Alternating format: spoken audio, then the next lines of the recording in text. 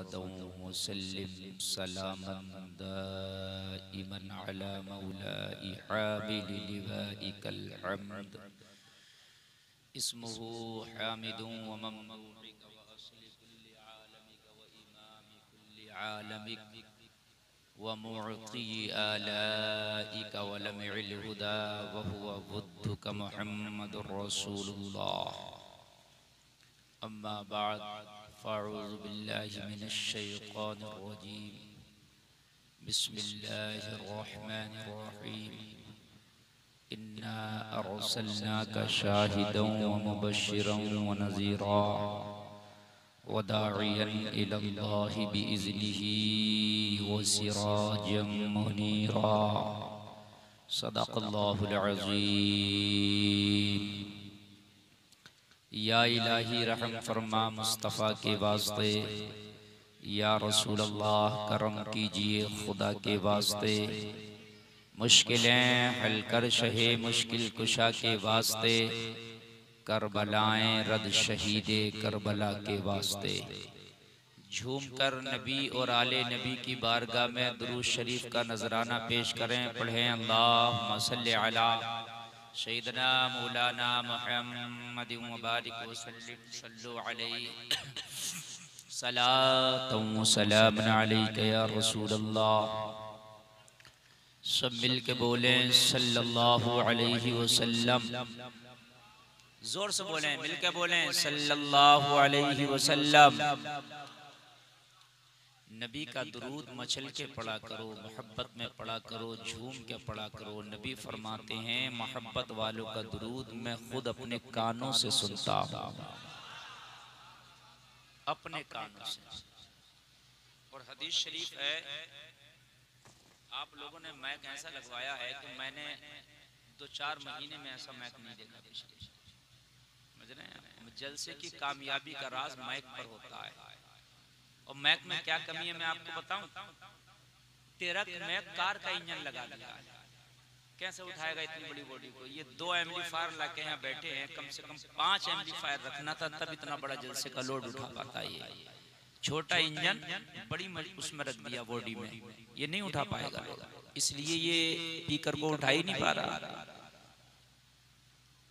खैर, आपके जो मेहमान आए बड़ी मेहनत उन्होंने की। हसन भाई ने, शाहनवाज भाई ने, हमारे नतीब साहब ने, और जितने भी खुतबा शोरा आए बड़ी मेहनत की।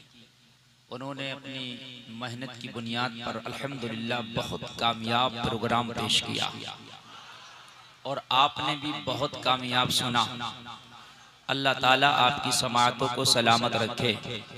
अभी से यही रह दो, अब छूना मत इसे, और कम नहीं होना चाहिए, इतना ही रहे आवाज। हजरात, ये आपका जलसा ईद मिलादुल नबी सल्लल्लाहु अलैहि वसल्लम आपने सजाया। आपकी बस्ती के नौजवान, बूढ़े, बच्चे सब खुशी में झूम रहे हैं और आला हजरत की जबान में सब कह रहे हैं मैं मुजरिम हूँ आका मुझे साथ ले लो, के रस्ते में है जा वजा थाने वाले, हरम की जमीन और कदम रख के चलना, अरे सर का मौका है ओ जाने वाले। आप लोग मोहब्बत से सुनते रहें तो इंशाअल्लाह मैं मैक की तरफ बिल्कुल तवज्जो नहीं दूंगा, आपकी तरफ तवज्जो दूंगा। आप बस मोहब्बत से सुनते रहें। मेरे भाई जो इधर उधर टहल रहे हैं वो भी अब पिंडाल में आ जाएं, इसलिए कि आप नबी के गुलाम हो, वो नबियों के इमाम हैं, है ना। गुलाम का काम है उनका जिक्र करना। बस नबी निगाहे करम कर दें तो जलसे में तेरा बैठे बैठे बेड़ा पार हो जाएगा। और नबी देख रहे हैं कौन मेरे जलसे में आके बैठा है और कौन टहल रहा है और कौन इधर उधर पुड़िया खा रहा है। नबी देख रहे हैं, सब जानते हैं। नबी हदीस है, नबी फरमाते हैं पूरी दुनिया में जो कुछ हो रहा इला यौमिल क़ियामा, और क़यामत तक जो भी कुछ होने वाला है उन सारी चीजों को मैं ऐसे देखता हूं जैसे अपने हाथ की हथेली को यार हाथ की हथेली की तरह देख रहे हैं नबी, हाथ की हथेली की तरह। अब बताओ हथेली में क्या चीज छुपेगी? छुपेगी कोई? तभी तुम बरेली के रजा बोले और कोई खैब क्या तुमसे निहा हो भला, जब ना खुदा ही छिपा तुम पे करोड़ों दुरूद। जरा जोर से बोलो माशाअल्लाह, बड़ा अच्छा सुन रहे हैं। ये 3 लोग उठ के गए, अल्लाह ही खैर करे। जाओ जाओ जाओ जाओ जाओ जाओ। मैं सबको देख रहा हूं, आप क्या समझ रहे हैं? आप अगर थोड़े हैं और बहुत मोहब्बत से सुनते रहें तो आपका जलसा बहुत कामयाब है। आप उठा बैठी करेंगे तो अपना जलसा खुद बर्बाद करेंगे। जागना है जागले अफलाक के साए तले, हश्र तक सोना पड़ेगा खाक के साए तले। आज यार ये जागने की रात है तो जागो, भागो मत, जागो। हजरात नबी देख रहे हैं, ईमान है। अच्छा कुरान भी यही कह रहा, नबी देख रहे हैं। अल्लाह फरमाता इन्ना अरसलना का शाहिदन व मुबश्शिरन व नज़ीरा।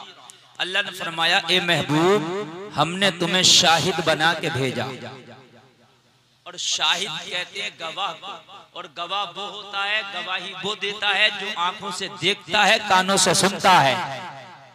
मेरे नबी को अल्लाह ने फरमाया हमने तुम्हें शाहिद बना के भेजा। शाहिद देखने वाला भी होता है, सुनने वाला भी होता है। तो पता चला आमिना का लाल सुनता भी है और देखता भी है। तो गुलफाम को कहने दो जलसे में जो जो बैठा है मदीने वाले मुस्तफा उसका बैठना भी देख रहे हैं और तेरा सुभान अल्लाह कहना भी सुन रहे हैं। नबी जिंदा है। जो नबी को जिंदा नहीं मानता हम उसके अकीदे को जिंदा नहीं मानते। मेरे नबी जिंदा है, बोलो है क्या नहीं है? है क्या नहीं है? मेरे नबी जिंदा। और अगर आप भी जिंदा हैं तो बोलो सुभान अल्लाह। और ऐसे जिंदा ए रजा के चाहने वालों, आला हजरत के आशिकों, सरकार आला हजरत हज करने के लिए जब पहुंचे और जब हज करके मदीना पहुंचे तो सरकार के रोजे के सामने जाके बैठ गए। इश्क तो इश्क होता है और इश्क में जिद भी होती है। जितना इश्क गहरा होगा उतनी जिद ज्यादा गहरी होगी। आप किसी से मोहब्बत करते हो तो उससे जिद भी करोगे, यार ये चीज चाहिए मुझे तुझसे, इसलिए कि इश्क है ना। आला हजरत इश्क है नबी से। आला हजरत को नबी के रोजे के सामने बैठ गए और बैठ कर अर्ज करने लगे आका मेरा ईमान है आप जिंदा हैं, और जब आप जिंदा हैं तो अहमद रजा को आज जागते हुए जलवा दिखा दो। जागते हुए जलवा दिखा दो। आका ख्वाब में मैंने बहुत बार आपका दीदार किया है मगर आज अहमद रजा आपकी चौखट पे आ गया। आका अहमद रजा ये चाहता है कि आज मेरी दिमागी हालत, मेरे दिमागी आंखों से, माथे की आंखों से मैं जागता हूँ, आंखें खुली हो और आका आपका दीदार हो जाए। और आका आप जिंदा है, अहमद रजा का ईमान है, अगर आप करम करेंगे तो आज जागते हुए जलवा दिखा देंगे। और नबी जिंदा, बेशक जिंदा है। बोलो जिंदा है कि नहीं है? बस अल्लामा जफरुद्दीन बिहारी आपके पड़ोस के हैं, वो लिखते हैं हयाते आला हजरत में, कहते हैं आला हजरत ईशा की नमाज पढ़ के रोज़े रसूल के सामने बैठ के दुरूद पढ़ने लगे। नबी का दीदार करने का वजीफा है दुरूद शरीफ। अगर चाहते हो कि नबी का दीदार हो, चाहते हो कि नबी का जलवा नजर आए, चाहते हो नबी निगाहे करम करें, और सुन्नियो रात को दुरूद पढ़ा करो, सोने से पहले दुरूद पढ़ा करो, जागने के बाद दुरूद पढ़ा करो, उठते बैठते दुरूद पढ़ा करो, चलते फिरते दुरूद पढ़ा करो। दुरूद को अपना वजीफा बना लो। जितना दुरूद ज्यादा पढ़ोगे इतना ही मदीने वाले से राबता गहरा हो जाएगा। दुरूद सलाम से राबता बढ़ता है। बैठ गए और पढ़ना शुरू कर दिया। काबे के बद्र दुजा तुम पे करोड़ों दुरूद, तैयबा के शम्स दुहा तुम पे करोड़ों दुरूद, जोर से बोलो सुभान अल्लाह। पढ़ते रहे, पूरी रात पढ़ते रहे। आपकी तरह नहीं जलसे में उठा बैठक करते हो कि उठे चले गए, नहीं, पूरी रात पढ़ते रहे। फजर का वक्त हुआ, दीदारे रसूल नहीं हुआ। आला हजरत का दिल बोला, आका आप तो जिंदा हैं, मेरी किस्मत इस काबिल नहीं कि आपका जलवा देख सके। ईमान में जरा भी कमी नहीं आई। आप तो जिंदा हैं, मेरा ईमान है, मगर आका मैं इस काबिल ना था कि आपका जलवा देख सकता था। आका ये छोटा मुंह बड़ी बात में कर बैठा। आका मेरी औकात नहीं थी इतनी कि आपकी इतनी बड़े दीदार की बात कहता। आका मैंने हैसियत से बढ़ के मांग लिया, लेकिन उम्मीद का दामन नहीं छोड़ा। दूसरी रात आई, अहमद रजा ईशा की नमाज पढ़े और ईशा की नमाज पढ़ के फिर रोज़ा रसूल के सामने बैठ गए और बैठने के बाद फिर दुरूद पाक पढ़ना शुरू कर दिया। ए लोगों जरा गौर करना, पूरी रात पढ़ते रहे, पढ़ते पढ़ते फजर का वक्त हो गया, दीदारे रसूल फिर नहीं हुआ। दिल फिर बोला, आका आप तो जिंदा है, मैं इस काबिल ना था कि मुझे दीदार हो जाता। तवज्जो पढ़ते रहे। तीसरी रात आई, आला हजरत सरकार फिर रोज़े रसूल के सामने बैठ के दुरूद शरीफ पढ़ना शुरू कर देते। चाहत अगर सच्ची हो तो महबूब के जलवे नजर आते, अकीदत अगर सच्ची हो तो महबूब के जलवे दिखाए जाते। अबू जहल को महबूब नहीं दिखाए जाते, अबू बकर को महबूब दिखाए जाते हैं। अल्लाह अल्लाह। तीसरी रात आई, लोगों तीसरी रात आई, आला हजरत सरकार फिर पढ़ने लगे दुरूद पाक। रात का आखिरी पहर शुरू हो गया, रात आखिरी मरहले में दाखिल हो गई। दीदारे रसूल फिर नहीं हुआ। जब दीदारे रसूल नहीं हुआ, कलम उठाया, सीने में जो मोहब्बत का दरिया मौजूद था आंखों के रास्ते से बाहर आने लगा। अहमद रजा की दाढ़ी आंसुओं में तर है, नबी के इश्क में झूम के कलाम लिखते हैं। वो सुए लालाजार फिरते हैं, तेरे दिन ए बहार फिरते हैं। उस गली का गदा हूं मैं जिसमें मांगते ताजदार फिरते हैं। हाय गाफिल वो क्या जगह है जहां पांच जाते हैं चार फिरते हैं। रखिए जैसे हैं खाना जाद है हम, मोल के ऐबदार फिरते हैं। और आखिर में बोलते हैं, कोई क्यों पूछे तेरी बात रजा, तुझसे कुत्ते हजार फिरते हैं। इतना कहना था, जब निगाह उठी तो क्या देखा, रोज़ा रसूल के सामने जलवाए यार नजर आ रहा है। जब जलवाए यार देखा तो पुकार उठे, तू जिंदा है वल्लाह, तू जिंदा है वल्लाह, मेरे चश्मे आलम से छुप जाने।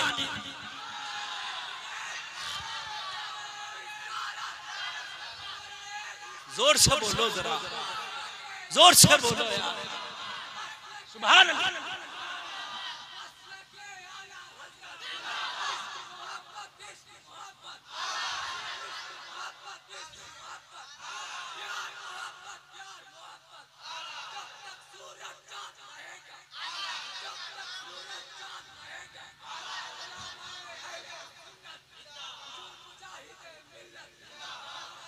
माशाअल्लाह माशाअल्लाह, अल्लाह इस नौजवान को सलामत रखे। इस मैक से ज्यादा इस नौजवान का आवाज, हकीकत बात है, इस मैक से ज्यादा इस नौजवान का आवाज है। आज बस आप सुन लीजिए जलसा, बस मोहब्बत से सुन लीजिए आप। अल्लाह अल्लाह। किस्मत ने अहमद रजा की अंगड़ाई दी, किस्मत जागी, अश्क बरसाती आंखों को ऊपर उठा के देखा, रोज़े रसूल के सामने जलवा यार नजर आ गया। और जब जलवा नजर जब तक नहीं आया था तो बार बार कह रहे थे, चमक तुझसे पाते हैं सब पाने वाले, मेरा दिल भी चमका दे चमकाने वाले, मेरा दिल भी चमका दे चमकाने वाले, मेरा दिल भी चमका दे चमकाने वाले, मेरा दिल भी चमका दे चमकाने वाले, मेरा दिल भी चमका दे चमकाने वाले। और जब दीदार हुआ तो डंके की चोट पे बोले, तू जिंदा है वल्लाह, तू जिंदा है वल्लाह, मेरे चश्मे आलम से छुप जाने वाला। शरीफ वहीं बैठ के लिखी, वो सुए लालाजार फिरते और मक्ते में क्या लिखा, कोई क्यों पूछे तेरी बात रजा, तुझसे कुत्ते, यहाँ लफ्ज कुत्ता है, कुत्ता ही पढ़ा करो, कुत्ता ही पढ़ना चाहिए। तुझसे कुत्ते हजार फिरते हैं। नबी का कुत्ता होना कोई छोटी बात नहीं, बड़ी बात है। आला हजरत तो कहते हैं गौसे आजम के कुत्ते के बारे में, क्या कहते हैं, शेर को वो क्या दब है जिस पे हिमायत का हो पंजा तेरा, शेर को खतरे में लाता नहीं कुत्ता तेरा। जब गौसे पाक के कुत्ते का ये हाल है तो मदीने वाले मुस्तफा के कुत्ते का आलम क्या होगा, है ना। और फिर आला हजरत का जब कलम चलता है ना तो ये अहमद रजा का कलम है। ये कोई मुझ जैसा या तुम जैसा कोई छोटा मोटा लल्लू पंजू आदमी नहीं है, ये मुजद्दिदे आजम है। सारी तारीख निगाहों के सामने फिर अहमद रजा का कलम चलता है। अहमद रजा ने कुत्ता लिखा, कई वजह है कुत्ता लिखने की, कई वजह। एक सबसे बड़ी वजह सुनो, एक बुजुर्ग है, जब कोई मदीने से वापस आता तो ये बुजुर्ग उसके घर जाते और पता क्या करते, उसकी आंखों को चूमते, उसके पैरों को चूमते, उसके हाथों को चूम के गले लगा लेते। कोई पूछता ए अल्लाह वाले तू ये क्या करता है, जब कोई मदीना से आता है तू गले से लगाता, आंखों को चूमता, पेशानी को चूमता, हाथों को चूमता, पैरों को चूमता। अल्लाह वाले ने जवाब दिया, वजह ये है ये आंखों में गुंबद खजरा का जमाल बसा के लाया है, इसलिए आंखों को चूमा है। मस्जिद नबवी में सजदा करके आया है, इसलिए पेशानी को चूमा है। नबी की नगरी में चल के आया है, इसलिए कदमों को चूमा, इसलिए चूमता। अल्लाह वाला चूमता था। एक बार इसका सगा बेटा, इस बुजुर्ग का जो हाथों को चूमता था, पैरों को चूमता था, सगा बेटा जवान हो गया, अपने बाप की बारगाह में आके बोला, बाप आप मदीना जाने वालों से बहुत खुश होते हो, मैं भी मदीना जाना चाहता हूं। सुभान अल्लाह, अल्लाह आप सबको मदीना भेजे। बाप से बेटे ने पूछा, बाबा जान आप मदीना जाने वाले से बहुत खुश होते हो और मैं भी मदीना जाना चाहता हूँ, नबी के रोज़े की ज़ियारत करना चाहता हूँ। बाप ने मना कर दिया, अभी नहीं जाओ। कहने लगा, बाबा जब कोई और मदीने से आता है तो आप पैर चूमते हैं, हाथ चूमते, गले लगाते हैं, खुद का बेटा जाने का मना करते हैं, ये दोहरा बर्ताव क्यों? अरे खुद का बेटा जाने का मना करते, कोई और आता हाथ चूमते हैं, पैर चूमते। अल्लाह वाले ने जवाब दिया, अल्लाह के वली ने जवाब दिया, मेरे लाल मदीना जाने मना नहीं करता। वजह यह है मदीना जाने से पहले एक डिग्री हासिल करना जरूरी है, वो पहले डिग्री हासिल करो बाद में मदीना जाओ। कहा, बाप वो कौन सी डिग्री है? अल्लाह के वली ने बताया, वो अदब की डिग्री है। मदीना जाके अगर अदब की डिग्री ना ले सका, अगर जरा भी बेअदबी हो गई तो सारे अमाल मुंह पे मार दिए जाएंगे। कोई आशिक कहता है संभल के पांव रखना हाजियों शहरे मदीना है, कहीं ऐसा ना हो सारा सफर बेकार हो जाए। तो आला हजरत बोले, हरम की जमीन और कदम रख के चलना, अरे सर का मौका है, हो जाने वाले है। मेरे प्यारे कभी मदीने जाना हो तो इश्क की डिग्री और अदब की डिग्री लेके जाना। अगर जरा भी बेअदबी हो गई ना मदीने में तो सारे आमाल मुंह पे मार दिए जाएंगे, सारा हज तेरे मुंह पे मार दिया जाएगा। मदीने में अदब, मदीने में तो हवाएं भी चलती हैं तो अदब से चलती हैं। एक बुजुर्ग थे, मदीने में जाते थे, यार जरा गौर करना, मैं दिल से तकरीर कर रहा हूँ ना, बहुत दिल से तकरीर कर रहा हूँ, इसलिए कि साउंड का आवाज इस काबिल नहीं है कि बहुत धुआंधार तुम सुन सको, मगर मैं दिल की आवाज से बोलना चाहता हूँ। एक बुजुर्ग मदीना में जाते, नबी के रोजे पे 30 सेकंड से ज्यादा नहीं रुकते। महीनों का सफर करके जाते और 30 सेकंड से ज्यादा नहीं रुकते। तवज्जो करना जरा, इश्क बता रहा हूँ और अदब बता रहा हूँ। महीनों का सफर करके जाते और 30 सेकंड से ज्यादा नहीं रुकते। किसी ने पूछा, हुजूर ऐसा क्यों, इतना रुकते क्यों नहीं? कहा कुरान ने कहा है या अय्युहल्लज़ीना आमनू ला तरफ़उ अस्वातकुम फ़ौक़ सौतिन नबी, ए ईमान वालो नबी की आवाज से अपनी आवाजों को ऊंचा ना करो। मैं जब नबी के रोजे के सामने खड़ा होता हूँ ना तो सांस रोक लेता हूँ, जितनी देर सांस रुक सकती है उतनी देर खड़ा हो पाता हूँ, मैं सांस नहीं लेता। कहीं ऐसा ना हो मदीने की हवाओं पे मेरी सांसों की आवाज ऊंची हो जाए। सकती है उतनी देर मदीने में रुकता हूँ, कहीं ऐसा ना हो मेरी सांसों की आवाजें ऊंची हो जाए, बताने में शर्म में कहीं मारा ना जाओ। यार इश्क ये सल्तनत उस्मानिया का आखिरी सुल्तान सुल्तान अब्दुल हमीद, खुदा की कसम लोगों जब तक नबी का इश्क नहीं तेरा ईमान ईमान नहीं है। बात करते हो नमाजों की, बेशक इस्लाम में नमाज है मगर नमाज में इस्लाम नहीं है। खाली नमाज से तू चाहे कि मैं मुसलमान हो जाऊं, नबी नहीं, नबी का इश्क जरूरी है। नबी का इश्क होगा तो नमाज भी कबूल होगी, हज भी कबूल होगा। सल्तनत उस्मानिया का आखिरी सुल्तान सुल्तान अब्दुल हमीद मदीना शरीफ से टर्की इस्तांबुल तक एक पटरी बिछवाता है। पटरी जानते हो, ट्रेन वाली जो पटरी होती है, एक रूट बनवाता है, एक जंक्शन मदीना शरीफ में बनता है और उधर इस्तांबुल तक ट्रेन को जाना था। ये पूरा रूट बन के तैयार हो जाता है, तवज्जो करना जरा, रूट बन के तैयार हो जाता है। मदीना शरीफ में जंक्शन बन गया। आज भी वो ट्रेन का इंजन मदीना शरीफ के उसी टर्की के रेलवे स्टेशन पर खड़ा है। आप कभी जाना हो तो जाके देख लेना। उसने ट्रेन भी तैयार कर दी, इंजन भी तैयार हो गया। लोगों ओपनिंग के लिए अब उसको बुलाया गया आखिरी सुल्तान को, जो है ओपनिंग के लिए बुलाया गया। ओपनिंग के लिए वो टर्की से मदीना शरीफ आया। सल्तनत उस्मानिया का पीरियड चल रहा है। उस वक्त कोयले का इंजन का ये इलेक्ट्रिक इंजन और डीजल वाला अब चला है, पहले कोयले वाला था, वो जो कोयला डाला जाता था उसमें आवाज ज्यादा होती थी। अब्दुल हमीद ने कहा भाई शुरू करो, ओपनिंग करना है ना, तो उसने ओपनिंग करना थी। कितना पैसा लगा होगा? टर्की से मदीना तक ट्रेन की पटरी बिछाई गई। बोलो पैसा लगा होगा कि नहीं लगा होगा?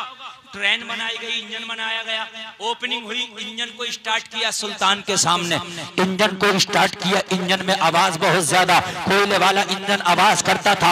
जैसे ही आवाज हुई अब्दुल हमीद ने इशारा किया इसे रोक दो। अल्लाह अल्लाह, सुल्तान के इशारे पे इंजन रोक दिया गया और अब्दुल हमीद बोला आज के बाद ये ट्रेन कभी नहीं चलेगी। कहा हुजूर इतना पैसा लगा है, आज पहले दिन इंजन शुरू हुआ आपने मना कर दिया। कहा मदीने में इतनी आवाज हो ये अब्दुल हमीद को गवारा नहीं है। जरा गौर करो, मदीने में इतनी आवाज हो, नबी की नगरी में मेरी वजह से ये आवाजें बुलंद हो। अल्लाह फरमाता नबी की आवाज से अपनी आवाज ऊंचा ना करो, मेरी वजह से इस इंजन की आवाज, मैं टर्की से पैदल चल के मदीना आ सकता हूँ मगर मदीने की फजा में मेरी वजह से आवाजें बुलंद हो ये अब्दुल हमीद को गवारा नहीं है। यही तो इश्क है, तभी तो बरेली का रज़ा बोला ए इश्क तेरे सदके जलने से छुटे सस्ते, जो आग बुझा देगी वो आग लगाई है।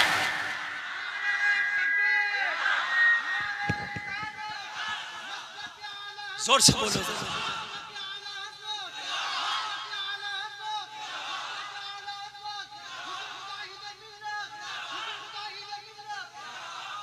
अल्लाह सलामत रखे आपको। यार जब तक ये इश्क ना हो खुदा की कसम बेकार है सब कुछ। आदमी बात करता है मैं मुसलमान, काय का मुसलमान, जब तक ये इश्क ना हो। सब कुछ नबी के इश्क के इर्द गिर्द घूमता है। वो इबादत नहीं जो नबी का इश्क ना हो। बगैर नबी के इश्क, खुदा की कसम बात लिए फिरते, नबी में नुक्स ढूंढते, नबी की जात को नीचे दिखाएंगे, वो जालिमो ईमान तुम्हारा दूर दूर तक कहीं नहीं है। यार जब टर्की वालों ने सल्तनत उस्मानिया ने जब मस्जिद नबवी बनवाई ना, ये अब तो इन सऊदियों ने बनवाई, ये बेईमानों ने ये तोसी करा रहे। तड़की के जो बनवाया हुआ हरम था मदीना शरीफ का, मालूम है कोई ईंट पत्थर तोड़ना होता ना, छोटा बड़ा करना होता दीवार में लगाने के लिए, कई मील दूर जाके उसको तोड़ते थे, इसलिए कि नबी के रोजे के सामने कहीं आवाज ना हो जाए।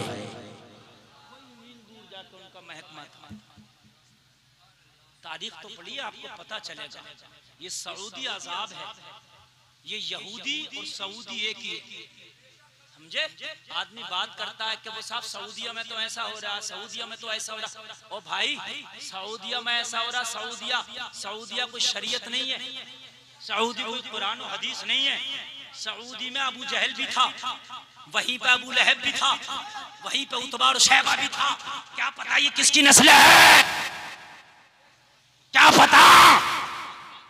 बात करते हैं सऊदी सऊदी, और सऊदिया में अब जो हो रहा है ये सिर्फ 100 साल से हो रहा है।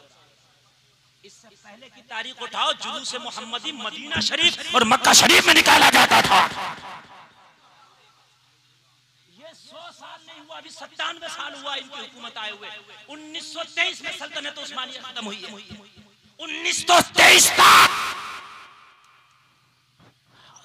दिल्ली का मुहद्दिस अब्दुल हक मुहद्दिस देहलवी फरमाते हैं कि 1923 तक, लोगों जरा गौर करो, मैं आपको बता रहा हूं, तारीखें मिलती है। 1923 तक मक्का शरीफ मदीना शरीफ में जुलूस मोहम्मदी निकाला जाता। और कितनी बात बता दो लोगों, जो ये दीन आया है सऊदी से 100 साल पहले नहीं आया, ये 1400 साल पहले आया। तो हमारा दिन 100 साल वाला नहीं, हमारा 1400 साल वाला।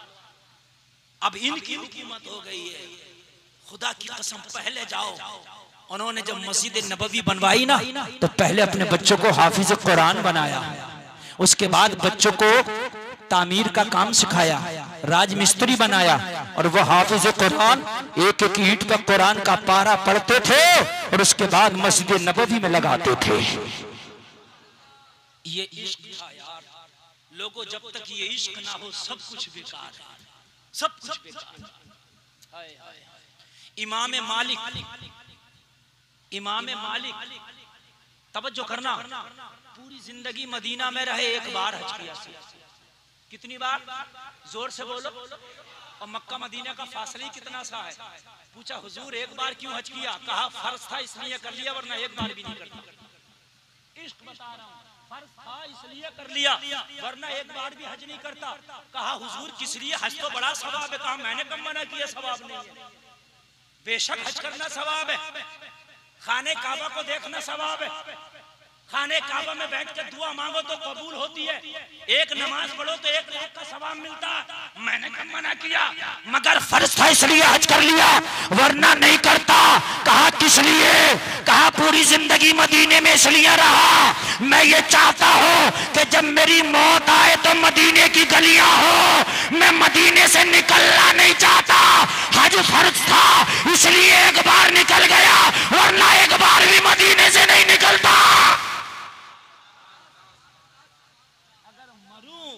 खुदा पूछे कहां मर के आया है, फरिश्ते कहते मदीने में मर के आया है।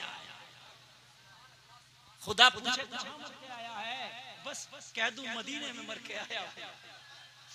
अल्लाह बस मेरी मौत मेरे नबी के हवाले है, रब मेरे अमाल तो उस काबिल ना थे, मगर मर के मदीने में आया हूं। सब कुछ है मेरे प्यारे, नबी से सच्चा इश्क पैदा करो। नबी फरमाते हैं जब तक सबसे बढ़ के मुझसे इश्क ना हो जाए, सबसे बढ़ के, दौलत से, माल से, बीवी से, बच्चा से, अम्मा से, अब्बा से, घर से, गाड़ी से, कार से, मकान से, दुकान से, कारोबार से, सबसे बढ़कर जब तक मुझसे मोहब्बत नहीं हो, नबी फरमाते हैं जब तक तुम मोमिने कामिल नहीं हो सकते।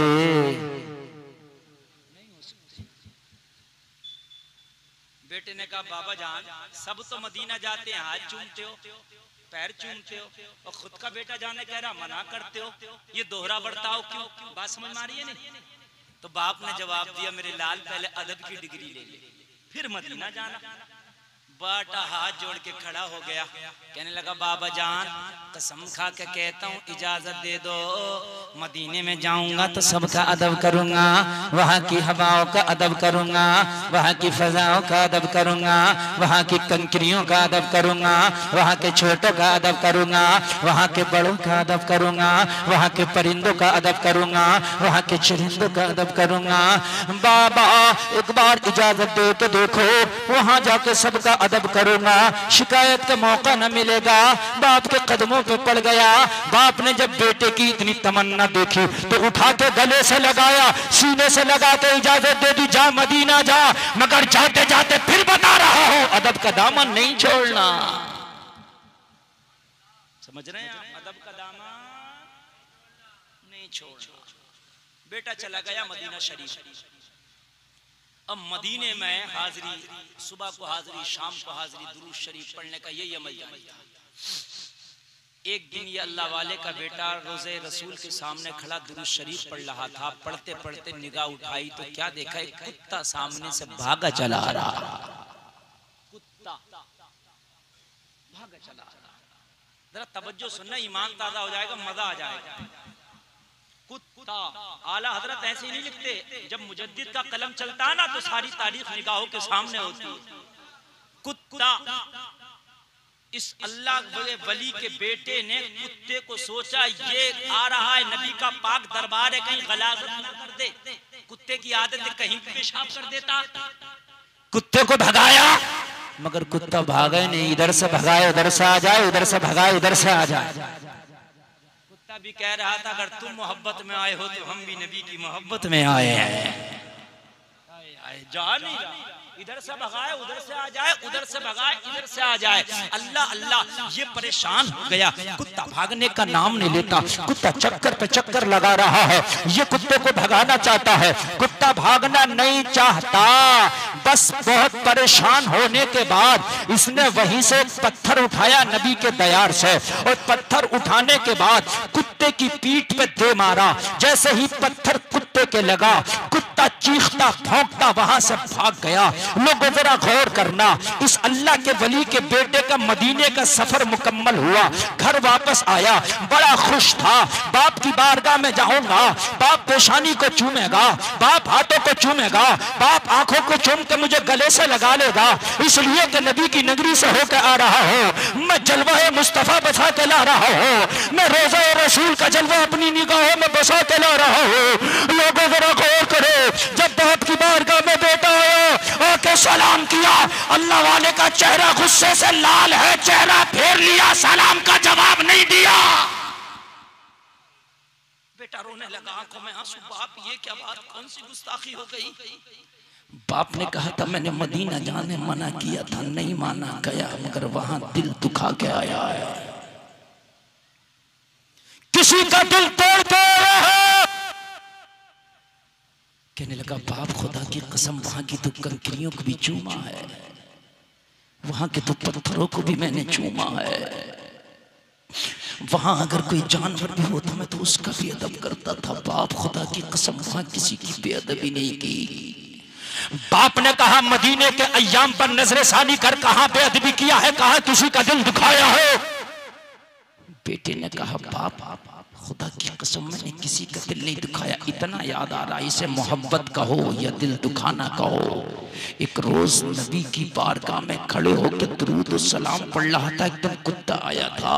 मैंने कुत्ते को भगाया, नहीं भागा। मैं सोचता था कहीं गलाजत ना कर दे, बस कुत्ता नहीं भागा। मैंने नबी के दरबार से एक पत्थर उठा के कुत्ते की पीठ पे मारा था। कुत्ता भौंकता रोता भागा था। अल्लाह अल्लाह जरा गौर करना, अगर बात समझ में आ जाए, अगर बात दिल की गहराइयों तक आ जाए तो खड़े होकर नारा लगा देना। लोगों जरा गौर करना, अल्लाह वाले ने कितना सुना। कहा तूने पत्थर मारा? हाँ हाँ मैंने पत्थर मारा। अल्लाह वाला बोला पत्थर कहाँ लगा था? कुत्ते के। बेटे ने जवाब दिया मुझे खूब याद है, कुत्ते की पुष्ट पर लगा था, उसकी पीठ पर लगा था।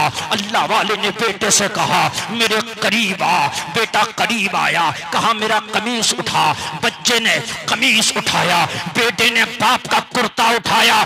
जैसे ही कमीज उठाया, पत्थर का निशान बाप की पीठ पे लगा हुआ, बाप की पुष्ट पर लगा हुआ। बेटा हैरत में पड़ गया, बाप मुझे खूब याद है, मदीने में कुत्ते के मारा था, मगर ये निशान आपके कैसे लग गया? कहा बेटा वो जो तूने कुत्ते के पत्थर मारा था वो कोई दुनिया का कुत्ता नहीं था, तेरा बाप मदीने की गलियों में नबी का कुत्ता बन के गया था।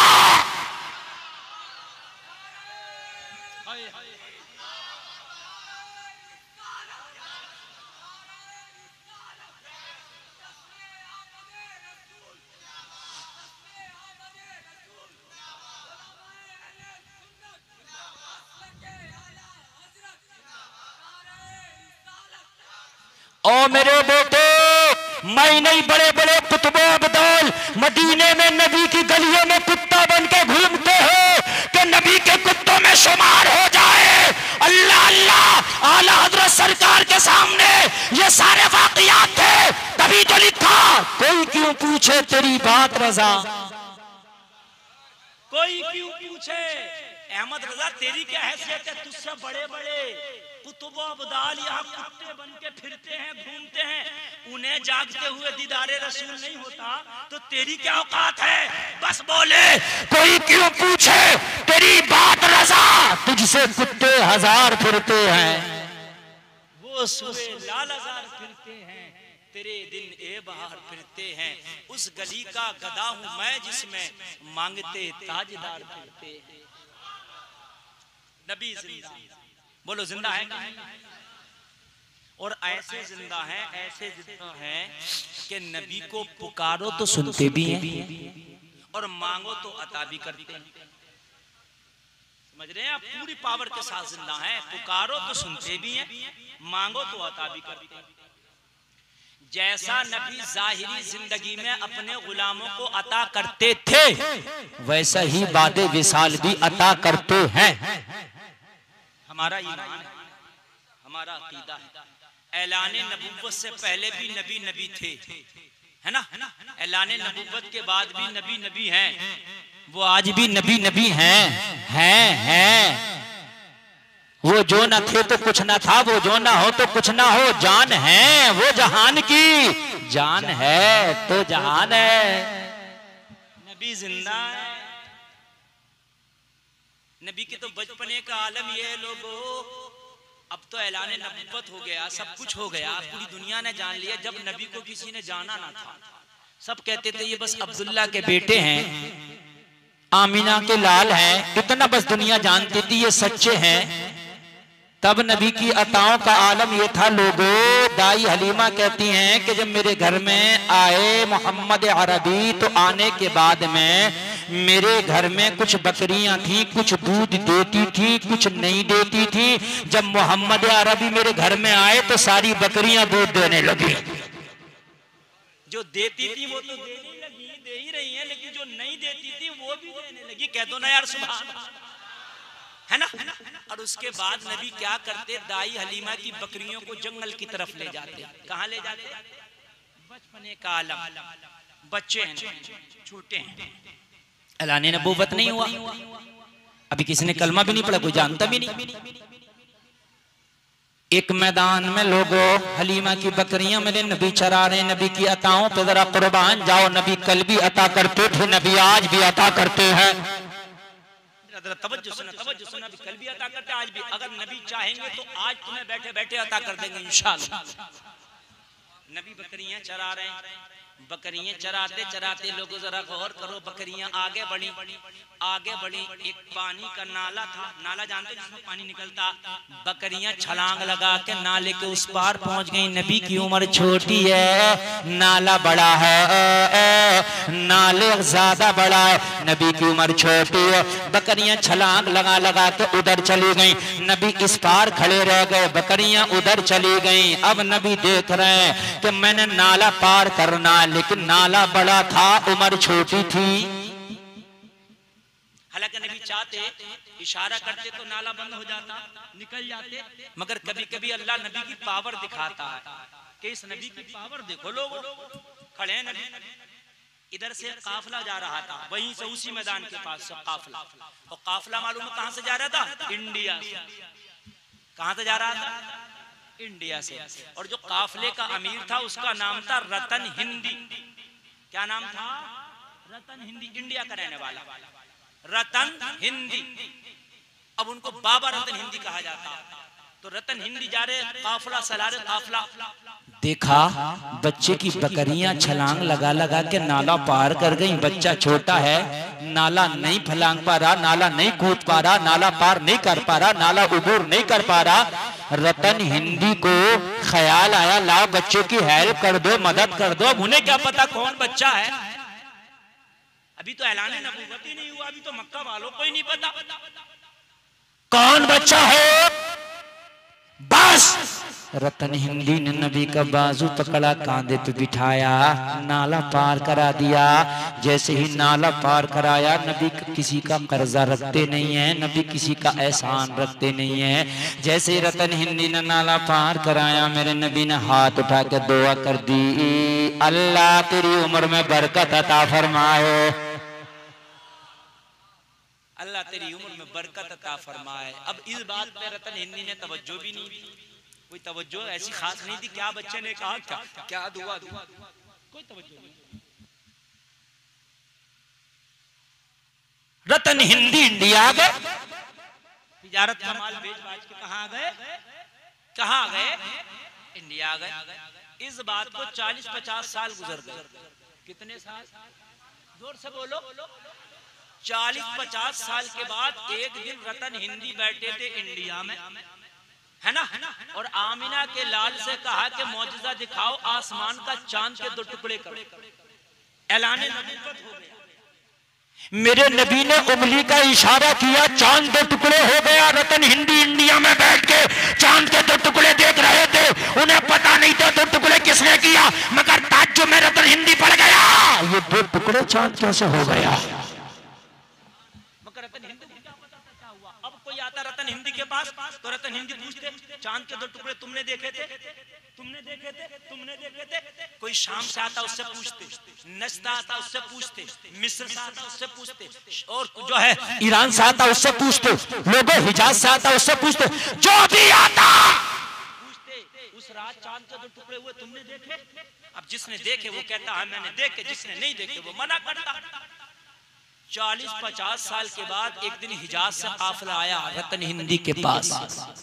हिजाज यानी वो जो मदीना शरीफ, मक्का शरीफ है ना, वहीं से रतन हिंदी के पास तिजारत की गरज से काफिला आया। रतन हिंदी ने मुलाकात की, काफिले वालों ने कहा हम हिजाज से आए लोगों, हम अरब से आए लोगों। रतन हिंदी ने कहा ठीक है, माल बाद में दिखाना, माल बाद में बेचना, सौदा बाद में होगा, पहले ये बताओ क्या तुमने फला रात में चांद के 2 टुकड़े होते देखे थे क्या? भी हुए थे कि नहीं हुए थे? पूछा तो हिजाज के लोगों ने मुस्कुरा के कहा तुमने तो देखे थे, हमने तो टुकड़े करने वाला भी देखा है। यार जरा जोर से कह दो ना सुभान अल्लाह। तुमने तो चांद के टुकड़े देखे थे, हमने तो उसे भी देखा है कि जिसने चांद के 2 टुकड़े किए थे। रतन हिंदी बैठे थे, खड़े हो गए। अरे कहने लगा यही तो आज तक पता लगाना चाहता था कि टुकड़े करने वाला है कौन, यही तो पता लगाना चाहता था वो कौन है, जरा मुझे बताओ। हिजाज के लोगों ने कहा आमना का लाल नबियों का सरदार मोहम्मद रसूलुल्लाह है, उसने किए हैं 2 टुकड़े।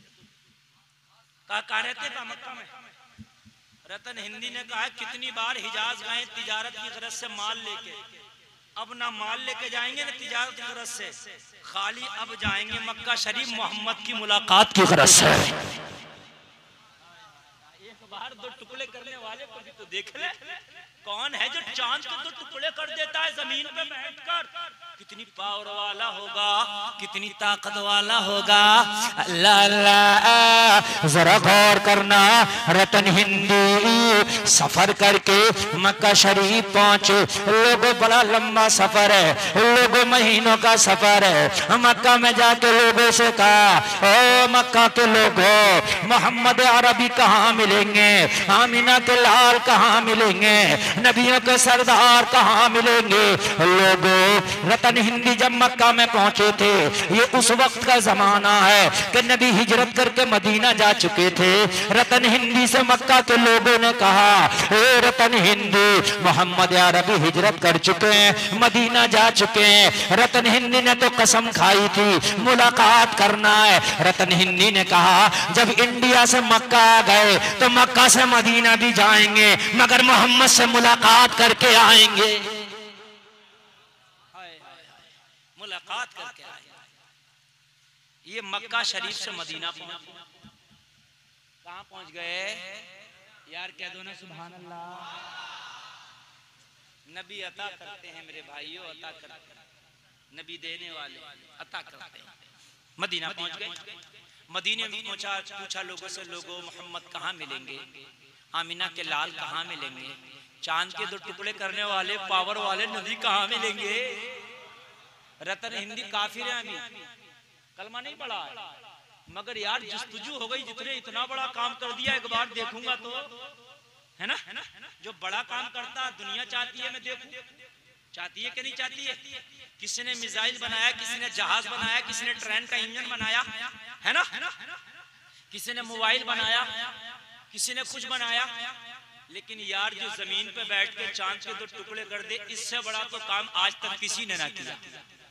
लोग चांद पे जाने के तो दावे करते हो, मगर चांद के 2 टुकड़े करने के दावे आज तक कोई ना कर पाया। रतन हिंदी पहुंचे, लोगों ने कहा, मिलना चाहते हो? हाँ। कहा, मोहम्मद अरबी का डेरा मस्जिद नबवी के करीब में है, मस्जिद नबवी के पास जाओ, मोहम्मद अरबी से मुलाकात हो जाएगी। बस पहुंचे, मस्जिद नबवी के दरवाजे पर पहुंच गए और नबी को खबर भिजाई कि इंडिया से कुछ लोग आए हैं, मुलाकात करना चाहते हैं, है ना? तो नबी तो वो हैं कि जिनकी रहमत सब पर है। नबी ने फरमाया, भेज दो। रतन हिंदी को बुलावा मिला, रतन हिंदी नबी की बारगाह में हाजिर हो गया। बैठ गए 2 जानू होकर, कलमा नहीं पढ़ा मगर अदब कर रहे हैं। ये जालिम कलमा भी पढ़ता, दाढ़ी भी रखता, नमाज भी पढ़ता, जब भी बेअदबी करता। इसीलिए तो ईमान नहीं है, जब तक नबी का अदब नहीं है, दाढ़ी कितनी बड़ी रख ले ईमान नहीं होगा। जब तक नबी का अदब नहीं है, नमाजें कितनी पढ़ ले ईमान नहीं होगा। और अगर नबी का अदब काफिर में आ जाए ना, तो जब तक मर नहीं सकता, वो जब तक क्या कलमा पढ़ के जन्नती ना हो जाए। अगर नबी का अदब आ जाए तो वो जब तक नहीं मरेगा, जब तक अल्लाह उसे ईमान नहीं देगा। अदब से बैठ गए रतन हिंदी। कहने लगे, क्या मोहम्मद आप ही का नाम है? क्या मना के लाल आप ही हैं? क्या नबियों के सरदार आप ही हैं? क्या मदीने के ताजदार आप ही हैं? क्या खत्म रसूल आप ही हैं? नबी ने फरमाया, हाँ हाँ, अना मोहम्मद रसूलुल्लाह, मैं ही मोहम्मद अल्लाह का रसूल हो। हाँ, मैं ही आखिरी नबी हूँ। हाँ, मैं ही करम वाला नबी हूँ। हाँ, मैं ही बरकत वाला नबी हूँ। हाँ, मैं ही रहमत वाला नबी हूँ। रतन हिंदी ने अर्ज की, क्या आप ही ने चांद के 2 टुकड़े किए थे उस रात? नबी ने मुस्कुरा के फरमाया, हाँ हाँ, चांद के 2 टुकड़े मैंने ही किए थे। अगर अच्छा लगे तो नारा खड़े होके देना, हाँ हाँ मैंने ही किए थे। रतन हिंदी ने कहा, अगर आपने 2 टुकड़े किए थे, बहुत बड़ा मौजिजा है। मैं इंडिया से मुलाकात करने आया हूँ, बहुत लंबा सफर करके आया हूँ, एक आध मौजिजा मुझे भी दिखा दो ना। आप तो मक्का वालों को मौजिजा दिखाते हो, मदीना वालों को मौजिजा दिखाते हो, मैं तो इंडिया से आया हूँ, एक मौजिजा मुझे भी दिखा दो। नबी ने मुस्कुरा के फरमाया, तू जो आज तक जिंदा टहल रहा है, ये मेरा ही मौजिजा है।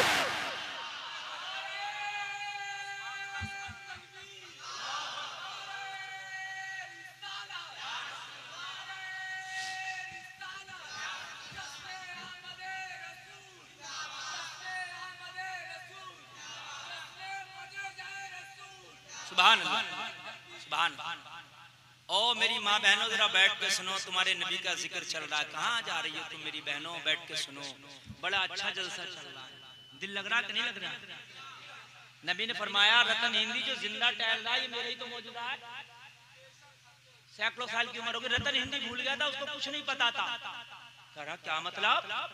नबी ने फरमाया भूल गया, तूने नाला खुदाया था, मैंने दुआ दी थी अल्लाह तेरी उम्र में बरकत करे। हाय हाय हाय हाय, आज तक जिंदा टहल रहा, ये मेरा ही तो मौजूदा है, इससे बढ़ के भी कोई मौजूदा चाहिए? कहने लगा आप तो बच्चे थे, मैं उस वक्त जवान था, मैं ना पहचान सका, आपने पहचान लिया। नबी ने फरमाया मैं तो उन कंकरियों को भी जानता हूं जो मुझ पर दुरूद पढ़ती है, मैं तो उन पत्थरों को भी जानता हूं जो मुझ पर दुरूद पढ़ते हैं। रतन हिंदी तूने नाला खुदाया था, मैंने दुआ दी थी, आज तक तू जिंदा है, ये मेरा मौजूदा है। रतन हिंदी कदमों पे गिर गया। आका जब आपका मौजूदा है तो अब कलमा पढ़ा दो। हाय हाय, अब कलमा पढ़ा दो, इससे बड़ा मौजूदा और क्या होगा? अल्लाह अल्लाह, जरा गौर करना, नबी ने कलमा पढ़ाया। रतन हिंदी बहुत दिन नबी की बारगाह में रहे, खिदमत करते रहे, कई जंगें नबी के साथ लड़ी रतन हिंदी ने, और काफी दिनों के बाद ये भारत इंडिया वापस आ गए। फिर इंडिया में रहे। लोगों जरा गौर करो, फिर कितना जिए? 100 साल नहीं जिए, 200 नहीं जिए, 300 नहीं जिए, 400 नहीं जिए, 500 नहीं जिए, 600 नहीं जिए, 700 नहीं जिए, रतन हिंदी 750 साल जिए। कितने साल? आज भी पंजाब भटिंडा में उनका मज़ार, कभी जाना हो तो जाके देखना, भटिंडा पंजाब में रतन हिंदी का मज़ार है, सहाबी रसूल है। 750 साल नबी अता करते हैं, वो अता करने पे आ जाएं तो अपने गुलामों को आज भी अता करते हैं। लेकिन हमें तो मांगने का सलीका ही, हमें तो मांगने का तरीका ही नहीं। लोगों, जब तक अदब नहीं, जब तक नबी कहां से अता करेंगे? हमारे बच्चे फिल्मी दुनिया का हीरो बना घूम रहा, घर में बरकतें कहां से आएंगी? हमारी बेटियां बेपर्दा घूम रही हैं, घर में बरकतें कहां से आएंगी? घर में मूवी सिनेमा चलता, घर में बरकतें कहां से आएंगी? हमारा बच्चा पबजी खेलता, घर में बरकतें कहां से? है ना? वो तो आज भी अता करते हैं, लेने वाला तो हो। वो तो निहायत सस्ता सौदा बेच रहे हैं जन्नत का। अरे हम मुफलिस क्या मोल चुकाएं, अपना हाथ ही खाली है। लोगों, अपने घरों में अपनी बेटियों को दुरूद पढ़ने के लिए लगा दो, अपने बेटों से कहो दुरूद पढ़ो, खुद भी नबी का दुरूद पढ़ो, घरों में नमाज पढ़ो, फिर देखो मदीने वाले की अताएं होंगी, ऐसी अताएं होंगी, ऐसी अताएं होंगी, तुझे पता भी नहीं चलेगा, मदीने वाला तुझे माला माल कर देगा। है ना मेरे भाइयों? और रात को ईशा की नमाज छोड़ के फिल्मी गाना सुन के मेरा नौजवान सो रहा है? कपिल शर्मा की कॉमेडी का शो देख के सो रहा है? नंगे नंगे नाच देख के सो रहा है। सुबह को जब सूरज निकल आया तब उठा, फिर कह रहा मौलाना जी बरकत नहीं हो रही, तावीज कर दो। पूरे मौलाना को भी गले में लटका लेगा ना तब भी बरकत नहीं होगी। तावीज तो तावीज, पूरे मौलवी को रस्सी बांध के गले में लटका लेगा तो बरकत नहीं होगी। एक बुजुर्ग की बारगाह में एक शख्स पहुंचा, हुजूर बरकत की दुआ कर दो, कमाता बहुत तो माल इकट्ठा नहीं होता। बुजुर्ग ने कपड़ा दिया, बोले दरवाजे पे लगा देना। बोले हुजूर ताबीज चाहिए, बोले जा कपड़ा ले जा दरवाजे पे लटका देना। हुजूर ताबीज चाहिए, अल्लाह वाले ने कहा जो दे दिया इसी को ताबीज समझ के ले। उल्टी ही चाल चलते हैं दीवान गाने, आंखों को बंद करते हैं दीदार के लिए। उसने सोचा बाबा का मूड है, जो दे रहे ले जाओ, अगर मूड खराब हो गया तो उल्टा ना करना। बाबा तो बाबा है। वो कपड़ा ले गया, उसने दरवाजे पर टांग दिया, पर्दा लगा दिया। महीना ना गुजरा था, घर भर गया बरकतों से। कमाता उतना ही था मगर माल जमा होने लगा। अल्लाह वाले की बारगाह में आके चौखट पे गिर गया, हुजूर कपड़े पे कौन सा तावीज रखा था? चंद दिन में घर में बरकत हो गई। अल्लाह वाले ने फरमाया तेरा घर रास्ते के किनारे था, बेनमाजी रास्ते से गुजरते थे, उनकी निगाहें तेरे घर में पड़ती थी, उनकी निगाहों की नहूसत की वजह से तेरे घर की बरकत खत्म हो गई थी। जब तूने घर के दरवाजे पर पर्दा लगाया, बेनमाजियों की निगाहें तेरे घर में पड़ना बंद हो गई, इसलिए बरकत शुरू हो गई। किसी बेनमाजी का निगाह घर में पड़ जाए तो घर की बरकत खत्म हो जाए। जिस घर में बेनमाजी हो वहां कहां से बरकत आएगी? कि मेरे भाई जरा बताइए कहां से बरकत आएगी? आज तो हमारी माएं बहनें भी बच्चों को पालती है ना, तो बच्चा अगर परेशान करता तो मोबाइल लेगी माँ और उसको कार्टून निकाल देगी, छोटा भीम, मोटा भीम, छोटा पतलू, मोटा पतलू। वो कार्टून चल रहे हैं, छोटा पतलू, मोटा पतलू है, छोटा भीम वो चल रहे हैं, मोटू पतलू, हाँ, और वो दिखा रहे हैं, हाँ वो दिखा रहे हैं, नए नए आ रहे, मामू चाचू आ रहे, चाचा भांजे कौन कौन से आ रहे हैं, बराबर दिखा रही, माँ दिखा रही है बचपन में कार्टून, बच्चा जवान होगा खुद कार्टून बन गया।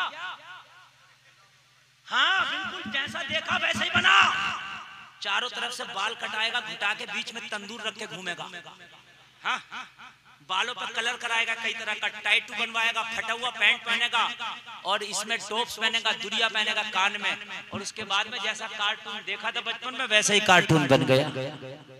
भाई बच्चा कोरा कागज होता है, जिनकी तख्ती पे जो लिखोगे वो लिखा जाएगा। अगर तुमने बचपन में इसे कुरान की सूरत पढ़ाई होती, नमाज पढ़ना सिखाया होता, नबी का दुरूद सिखाया होता, तो आज बड़ा हो तो कार्टून नजर नहीं आता, मस्जिदों में सजदे करता नजर आता। लोगों आज की माएं बच्चों को कार्टून दिखा दिखा के होशियार कर रही है, जवान कर रही है। कुर्बान जाओ, कल की माएं आज से 1400 साल पहले जाओगे तो लोगों जरा गौर करना, जरा गौर करना, कल की माएं अपने बच्चों को जवान करती थी, सीने से लगा के छाती का दूध पिलाती थी। बच्चा दूध पी रहा, कोई माँ यासीन की तिलावत कर रही है, बच्चा दूध पी रहा, कोई सूरह रहमान की तिलावत कर रही है, बच्चा दूध पी रहा, कोई नबी का दुरूद पढ़ रही है, बच्चा दूध पी रहा, कोई कलमा पढ़ रही है, बच्चा दूध पी रहा, कोई नबी का नात पढ़ रही है, बच्चा गोद में लेटा लेटा माँ का दूध पी रहा, कोई माँ बच्चों को गोद में लिटा लिया है और लिटाने के बाद में थपकियां दे रही है और लोरियां दे रही है। तुम सो जाओ मुस्तफा कहते कहते, खुले आके सल्ले अला कहते कहते। अगर बाप अबू साले है तो बेटा अब्दुल कादिर होता था, अगर माँ फातिमा है तो बेटा हुसैन होता था, बाप अगर अहमद रजा है तो बेटा मुफ्ती आजम हिंद होता था। घरों के माहौल अच्छे करो, घरों में इस्लामी माहौल पैदा करो, तेरा छोटा बच्चा भी होगा, जब निकलेगा बाहर तो पूरी दुनिया कहेगी ये मोहम्मद के गुलाम का बेटा जा रहा है। हाँ, हमारे बच्चे घर से बाहर निकलते हैं, कोई क्रिकेट की बॉल लेके हैं, पतंगबाजी करता है, कोई पैसों से खेल रहा है। हमारे बच्चों के ये है, कोई गाली बक रहा है, यही हाल है हमारे बच्चों का। कल के बच्चे जब निकलते थे ना, खुदा की कसम घर से निकलते थे, बड़ा मिलता था तो बच्चा सलाम करता था। हाय हाय, जमाना कहता था कौन है, कहा मोहम्मद के गुलाम का बेटा जा रहा है। हाँ, ईमान ताज़ा हो जाएगा लोगों। बगदाद शरीफ में एक अल्लाह वाला बुजुर्ग है जिसका नाम है हबीब अजमी। हबीब अजमी की बारगाह में एक शख्स आकर रोने लगा। हबीब अजमी फरमाते हैं रोता क्यों है? अर्ज करता सरकार रोने की वजह यह है कि मैं बड़ा गुनाहगार खताकार मुजरिमों नकारा था। मुझे बड़े बड़े मौलवियों ने मुफ्तियों ने समझाया, बड़े बड़े हाफिज कारियों ने समझाया, मस्जिद के इमामों ने मेरी इस्लाह की, मगर मैं इस्लाह ना हासिल कर पाया। मेरी शराब कभी नहीं छूटी, मेरा जुआ कभी नहीं छूटा, मेरा डांका करना कभी नहीं छूटा, मैंने लोगों को सताना कभी नहीं छोड़ा। हुजूर दुनिया का कोई ऐसा गलत काम नहीं था जो मैंने किया नहीं था, मगर रोने की वजह यह है कि कल एक 12 साल का बच्चा आके मुझे तौबा करा के चला गया। मुफ्तियों की बातों का असर नहीं हुआ, मगर 12 साल का बच्चा आया, उसके घर की ऐसी तरबियत थी कि उसे देख के मैं रह ना पाया, मैंने तौबा कर ली है। 12 साल का बच्चे की उम्र ही कितनी होती है। हमारे 12 साल के बच्चे तो खेलते हैं, हमारे 12 साल के बच्चे तो उन्हें पता ही नहीं नमाजें क्या है। मगर लोगों अगर घर का माहौल दीनदारी का हो तो 12 साल का बच्चा भी वो काम कर जाता है जो बड़ा जवान ना कर पाए। हबीब अजमी फरमाते क्या हुआ? कहने लगा हुजूर कल मेरी बीवी ने मुझसे कहा था आज शाम को घर पे एक पार्टी होना चाहिए। पार्टी होती है, बर्थडे पार्टी, ये पार्टी वो पार्टी, पार्टियां होती हैं। शाम में खाने बनाएंगे और घर में नाच गाना होगा, डांस पार्टी होगी और सारे दोस्तों को बुला लो, घर में आज बहुत बड़ी पार्टी रखेंगे, जाओ सबकी दावत करके आओ।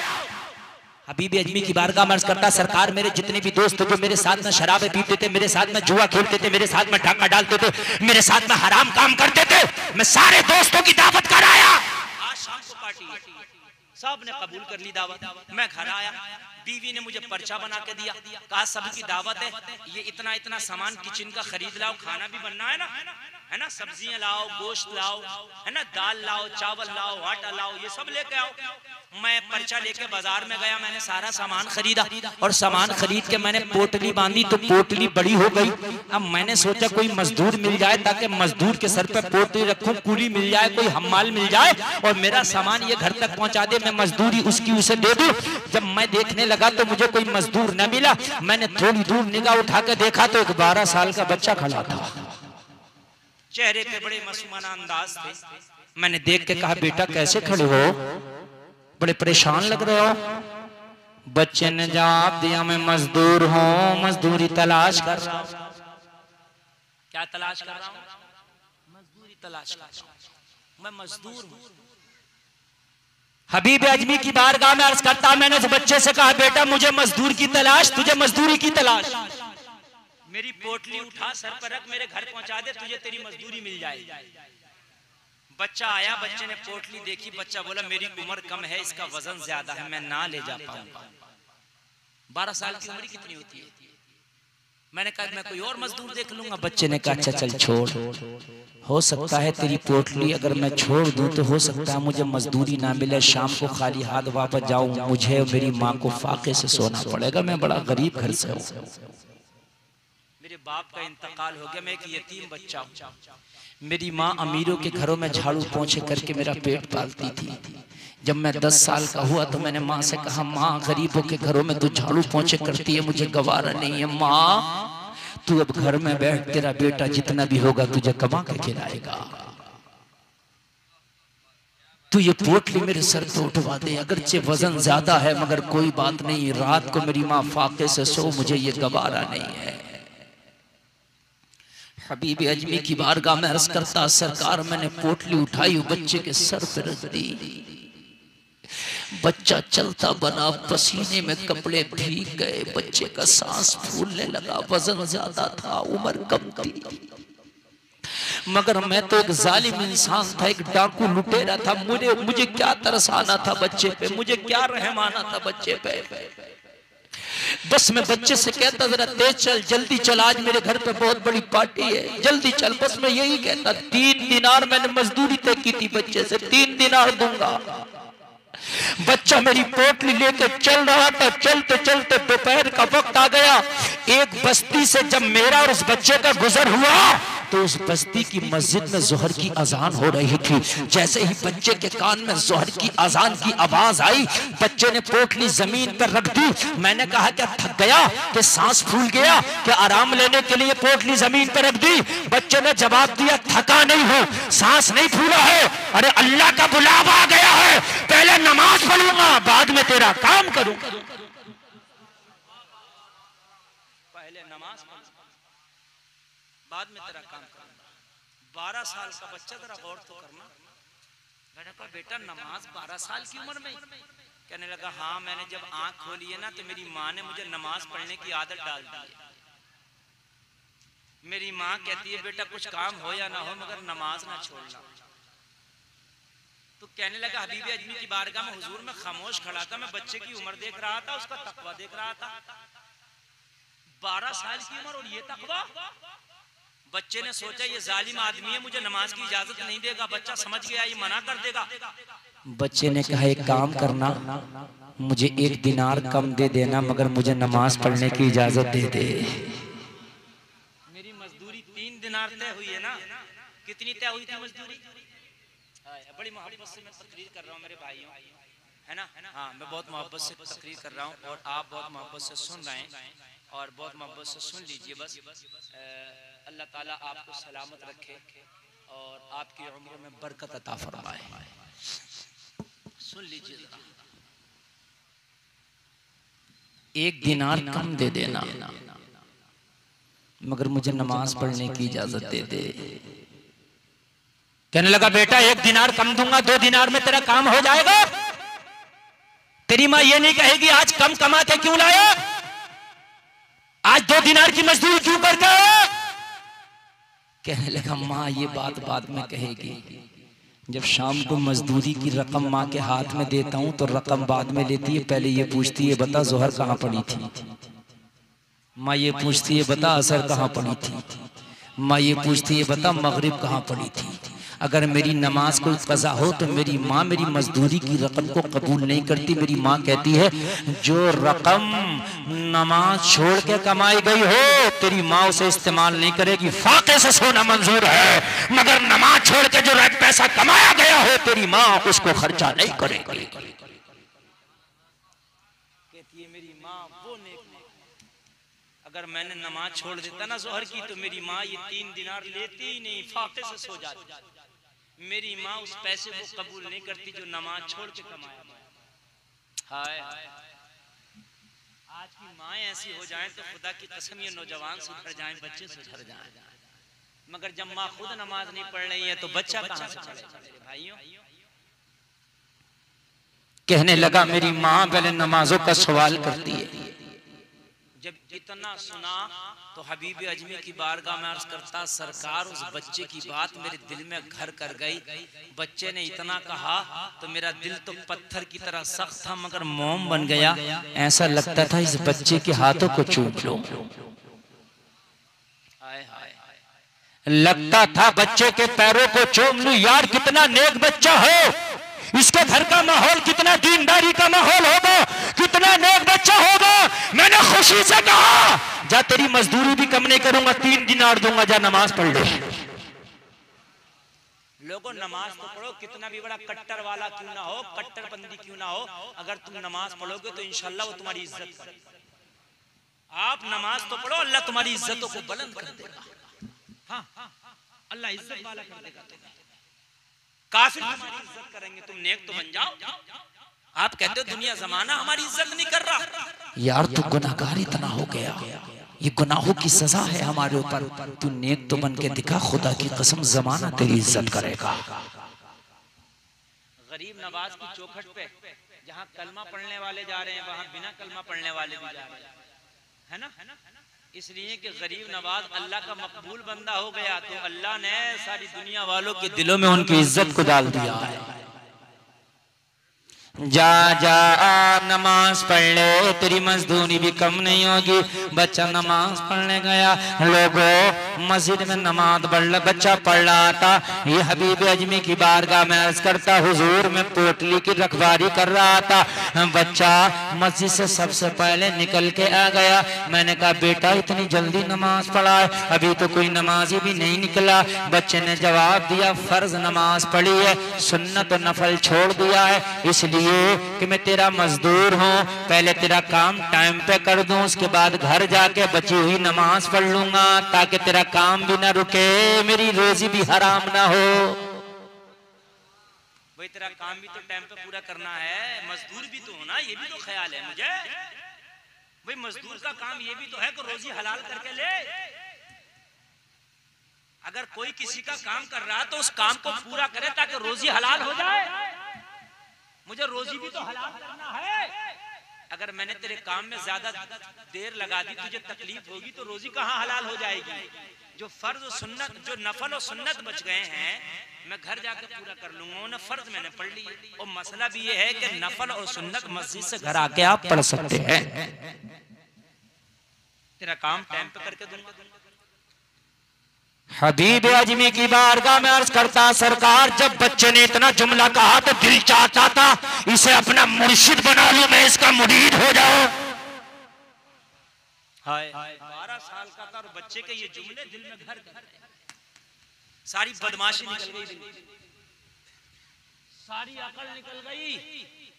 यार बच्चे को जो मोहब्बत से किला फतह कर सकते हो वो अकड़ से फतह नहीं कर सकते। कहने लगा सारी बदमाशी, सारी गुंडागर्दी, सारी मेरी अकड़ निकल गई। अब तो लगता था कि इसे पीर बना लूं, मैं इसका मुरीद बन जाऊं। बच्चा आया, बच्चा आके बोला मैंने नमाज पढ़ ली, पोटली उठवा और जल्दी से तेरा काम पूरा करके मैंने घर जाकर नमाज पढ़ना है। हबीब अजमी की बारगाह में अर्ज़ करता, हुजूर मैंने पोटली तो बच्चे के सर पर रखवा दी, मगर अब पोटली बच्चे के सर पर थी, वजन मुझे लग रहा था। मोहब्बत हो गई ना यार, अगर किसी से मोहब्बत हो जाए तो उसकी तकलीफ अपनी तकलीफ हो जाती है, उसकी परेशानी अपनी परेशानी हो जाती है ना। कहने लगा वो बच्चा सर पे पोटली रख के चल रहा था, तकलीफ मुझे हो रही थी, वजन मुझे लग रहा था। कभी मैं बच्चे के दाएं चलता, कभी बाएं चलता, कभी आगे चलता, कभी पीछे चलता। मैंने बच्चे से मुझसे रहा न गया, मैंने बच्चे से कह दिया बेटा थोड़ी देर के लिए पोटली मेरे सर पर रख दे, तुझे आराम मिल जाएगा, पैसा पूरा दूंगा, मजदूरी पूरी दूंगा। बच्चे ने जवाब दिया जब मजदूरी पूरी लेंगे तो काम भी हम ही पूरा करेंगे, अपनी रोजी क्यों हराम कर ले, जब मजदूरी पूरी लेंगे तो काम भी पूरा करके देंगे। यार क्या माँ ने सिखाया है? बच्चे को क्या सिखाया था? हाय बच्चा हाँफता कांपता पसीने में शराबोर और उसके घर तक पहुंच गया, पोटली दरवाजे पे जाकर रख दिया। बच्चा बोला मेरी मजदूरी के 3 दिनार दे दे, अब मैं जाता हूं। कहने लगा मैंने जेब में हाथ डाला तो मेरी जेब में पैसा नहीं था, इसलिए कि सबका मैंने सामान खरीद लिया था। मैंने कहा बेटा 1 मिनट रुक जा, अपनी बीवी से अंदर से लाकर रकम 3 दिनार तुझे भी देता हूँ। मैं पोटली अंदर ले गया और जाके मैंने अपनी बीवी से कहा मजदूर दरवाजे पे खड़ा है, 3 दिनार देना है, जरा जल्दी निकाल। बीवी अपने परस से अपने थैले से 3 दिनार निकालने लगी। मैं अपनी बीवी को बच्चे का किस्सा बताने लगा, बेगम क्या बताऊं, आज जो मजदूर है ना बड़ा ही लाजवाब है, बड़ा ही नेक है, उसकी सूरत देखो तो लाजवाब है, सीरत देखो तो लाजवाब है, तकवा देखो तो लाजवाब है। किस माँ ने उसे पाल के बड़ा किया है, ऐसा लगता है कि उस बच्चे के कदम को चूम लो, ऐसा लगता है कि पैरों को चूम लो। उसका चेहरा देखो तो हुस्न की बरसात हो रही है, बड़ा मासूम सा चेहरा है, हलाल खाने वाला है। जब मैंने बीवी को ये बात बताई तो बीवी कहने लगी एक बार उसका मुखड़ा मुझे भी दिखा देना। इतना नेक है तो एक बार मुझे भी दिखा देना, घर के अंदर बुला ला, मैं देख लूंगी। मैंने कहा वो नहीं आएगा, वो काम से काम रखता है। बीवी ने कहा दोपहर का खाना तैयार है, उसे मजदूरी देना और उससे कहना बेटा खाना खा के चला जा। वो खाना खाने आएगा, मेरे दस्तरखान पे नेक बच्चा खाना खाएगा, मेरे घर में बरकत भी हो जाएगी, मैं दीदार भी कर लूंगी, दोनों काम हो जाएगा। हमारे दस्तरखान पे गुंडे मवाली लुच्चे लफंगे शराबी जुआरी कबाबी आते हैं, है ना। आज एक अल्लाह वाला नमाजी आ जाएगा तो घर में बरकत हो जाएगी। इतना कहा, बात समझ में आ गई। हबीब अजमी की बारगाह मर्ज करता, सरकार में दरवाजे पे आया। मैंने बच्चे से कहा बेटा दोपहर का खाना तैयार है, मजदूरी ये लो, 3 दिनार पकड़ो, मेरी बीवी की तमन्ना खाना खा के चले जाओ। बच्चे ने जवाब दिया खाना नहीं खाऊंगा। हबीब अजमी की बारगाह मर्ज करता, मैंने बच्चे से पूछा बेटा खाना क्यों नहीं खाएगा? बच्चे ने जवाब दिया रोजे से हूं इसलिए खाना नहीं खाऊंगा। यार क्या तरबियत है यार, रोंगटे खड़े हो जाते हैं बयान करते हुए। मेरे भाई शायद तुम हल्के में ले लो, जरा सुनो। और रमजान का महीना नहीं था, नफली रोजा रखे था। 12 साल की उम्र, मजदूरी कर रहा, तेज की धूप, रोजा रखे। हबीब अजमी की बारगाह में कहता, मैंने बच्चे से पूछा बेटा अभी तो रमजान आया नहीं, तू रोजा कैसा रखता है? कहने लगा क्या बताऊं, जब मैंने आंख खोली माँ की गोद में और जब मैं होशियार हुआ तो मैंने माँ को रोजे रखते देखा। माँ रोजा रखती थी, मेरी भी रोजा रखने की आदत पड़ गई है। मेरी माँ ने मेरी भी रोजे की आदत डाल दी है। अब मैं दिन भर रोजा रखता हूँ और मजदूरी करता हूँ। हाय हाय, इसलिए खाना नहीं खा सकता मैं। मुझे इजाजत दो। मैंने कहा बेटा थोड़ी देर रुक जा जरा, मैं अपनी बीवी से कह आऊं, वो नहीं आएगा। अंदर आया, बीवी से बोला वो नहीं आएगा, रोजा है। बीवी बोली अब तो चाहे कुछ भी हो मुझे बुलाना है, एक बार उसका मुखड़ा देखना है, अपने घर में उसका कदम रखवाना है। कहने लगी एक काम कर, दोपहर की नहीं खाएगा तो शाम की दावत कर दे, इफ्तार करके चला जाएगा। अल्लाह अल्लाह दरवाजे पे आया और बच्चे का क्या बेटा शाम का इफ्तार करके चले जाना, मेरी तमन्ना, मेरे बच्चों की तमन्ना पूरी कर दे, तेरा बड़ा एहसान होगा। मेरे घर पे कदम रख के एक लुक़मा ही खा लेना, तेरा बड़ा एहसान होगा। यार इतना बड़ा डाकू, इतना बड़ा बदमाश 12 साल के बच्चों के सामने हाथ जोड़ के खड़ा था। अरे तुम नेक तो बंद हो जाओ, अल्लाह जमाने को तेरी चौखट पे लाके खड़ा कर देगा। हाथ जोड़ के खड़ा था, मेरी तमन्ना पूरी कर दे, मेरी आरज़ू पूरी कर दे। बच्चे ने कहा दावत कबूल करना, मेरे नबी की सुन्नत है, इतनी तेरी चाहत है, इतनी तेरी ख्वाहिश है, तो चल हम तेरे घर पे इफ्तार करके चले जाएंगे। जरा तवज्जो से सुनिए, बहुत अच्छा आप सुन रहे हैं। और मैं भी ज्यादा लंबी अब तकरीर नहीं करने वाला, ये मेरी तकरीर का आखिर चल रहा, जरा मोहब्बत से सुने आप। बच्चा घर में आया, हबीब अजमी की बारगाह में अर्ज करता, जैसे ही मेरी बीवी की निगाह बच्चे पे पड़ी, बीवी बच्चे को देखते ही कहने लगी वाकई ये बच्चा लाजवाब है, वाकई बच्चा लाजवाब है। बच्चे की सूरत देख के मेरे दिल को सुकून मिल गया। बीवी बोली अपने शोहर से जितने लोगों की दावत करके आया था सबको मना कर दे कि आज तुम्हारी दावत नहीं है। कहने लगा बात खराब होगी। बीवी ने कहा हो तो होने दे, आज दावत दुनियादारों की नहीं होगी, आज दावत नबी के वफादार की होगी। आज मेरे घर में बस इस बच्चे की दावत होगी, आज कोई नहीं आएगा, सबको मना कर, सबको मना करके आ। कहने लगा जितनों की दावत करके आया था, पार्टी थी ना, सबको मना कर दिया मैंने, आज भाई तुम्हारा खाना कैंसिल। और मेरी बीवी बड़ी खुश थी, तरह तरह के खाने बनाए मेरी बीवी ने, तरह तरह के खाने बना के तैयार कर लिए। शाम को दस्तरखान लग गया। लोगों जरा गौर करना, कहता है कि बच्चा दस्तरखान पे बैठा रोजे का इफ्तार करने लगा। रोजे का इफ्तार करके फारिग हुआ, बच्चे ने मगरिब की नमाज पढ़ी। मगरिब की नमाज पढ़ के बच्चा जाना चाहता था।